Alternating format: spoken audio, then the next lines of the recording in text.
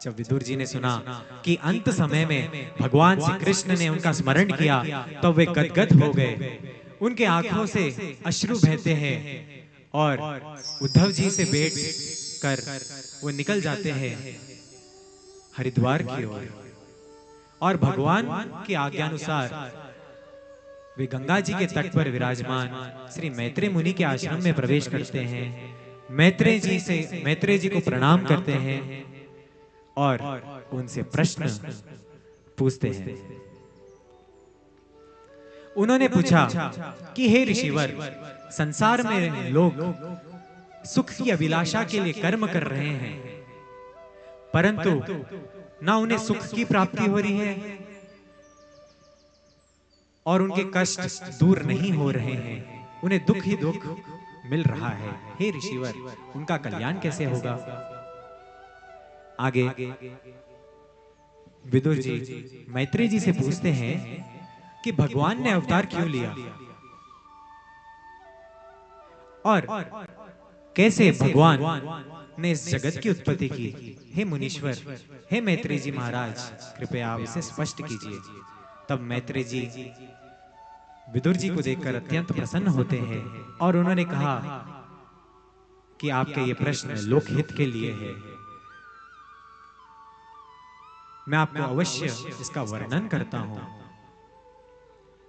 अब श्री मैत्रेय जी भगवान की उस माया और भगवान की उस शक्ति का वर्णन करना प्रारंभ करते हैं। कैसे निर्गुण ब्रह्म एक सगुण रूप धारण कर अवतार लेते हैं और कैसे इस विश्व की रचना करते हैं। मैत्रेय जी महाराज समझाते हैं कि ये सृष्टि का जो चक्र है, सृष्टि का निर्माण ये कोई ढेर नहीं है, परंतु वैज्ञानिक और आध्यात्मिक दृष्टिकोण का एक बहुत ही भव्य संगम है। मैत्रेय जी महाराज भगवान की शक्तियों का वर्णन करते हैं। वैसे तो भगवान की अनगिनत शक्तियां हैं, परंतु प्रमुख रूप से पहली है महतत्व, दूसरी है अहंकार, तीसरी है पंच तन्मात्राएं, शब्द, स्पर्श, रूप, गंध और रस। ये तीन प्रमुख शक्तियां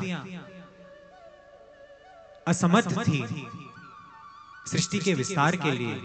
तब प्रभु ने अपनी काल शक्ति के माध्यम से इन तत्वों को सक्रिय किया, जिससे एक अंड उत्पन्न हुआ जिसे ब्रह्मांड कहते हैं।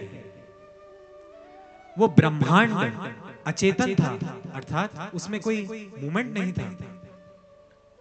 उस ब्रह्मांड को चेतना प्रदान करने के लिए मेरे ठाकुर ने उसमें प्रवेश किया और चेतना प्रदान की।